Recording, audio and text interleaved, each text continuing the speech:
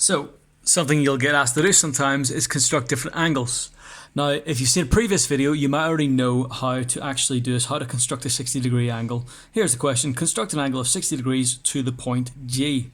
Remember to read the question carefully, and you're going to have to make the angle here, not here. It's line GH, but that is point G. So, if you remember, what we're basically going to do is we're going to construct an equilateral triangle, but we're not going to finish it. Equilateral, remember, in a triangle, you've got a total of 180 degrees. If all three angles are the same, it's just 180 divided by 3, so each angle should be 60. So we're going to start by doing an arc which has got the radius the same as the length of line GH. So stick our point onto G, bring our pencil over to H. That's about spot on there. And then kind of finding it best to hold this by the base without pushing too hard, because then the needle slips. We'll do a nice long arc there. Remember, better to have an arc that's too long than one that's too short, because then you have to go back and do your work again.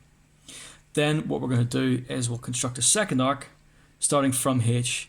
And you can see that matches nicely with G, that goes right there. So we'll just do our line along like that. So first mark for doing our construction lines. That's pretty much it. Okay, hopefully you can see those. Let me just go back over those again so you can see them properly.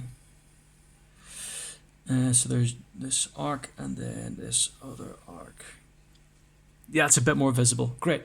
So then finally, just to do our angle of 60 degrees, what we're going to do is we're just going to take a straight edge. Doesn't need to be a ruler, it's a straight edge. Stick our point with our nice sharp pencil onto one of those points. Bring it so that it matches with that other point, and then we just draw that. And so there we have, that looks up roughly 60 degrees, right? So let's just check it with our protractor. There's no harm in checking with the protractor. And there we go, very nicely, pretty much exactly 60 degrees. Great. So another thing you might get asked to do is, instead of constructing a 60-degree angle, we're going to construct an angle of 30 degrees. And one way of doing that is by bisecting the angle. That's something you should have done already, or you should have seen that video already. If you haven't, I would say go back and look at that, but we'll run over it again here anyway. So I'm going to change my color again. I'm going to change to red, just to make it nice and clear. So we've got to bisect this angle, because if we cut 60 degrees in half, then we're going to get two angles of 30 degrees. Now remember, it's only important that you make this big enough, okay? It doesn't really matter what size you make this, but if you make it too small, your errors is going to be bigger. So we'll make that more than halfway. We'll just get this here, okay? So this little point that we've constructed right there, let's look at that. And then also look at this one. So remember, these arcs show points which are equidistant, the same distance from G at all points. That's what connects these, that's what makes these, brings these together.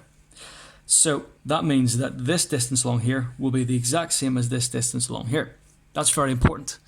Next stage is we're going to put this, we're going to make our protractor a little bit smaller, sorry, our compass a little bit smaller, but it's got to be more than halfway across here. So that's fine, right? And we'll just do our arcs like this. Remember, try not to work in pen, because if you use a pen and you make a mistake, it's more difficult to fix. And then what we'll do is we will get points that both these arcs share. And now maybe already you can see where we're going to draw that bisecting line, the one that's going to bisect that angle.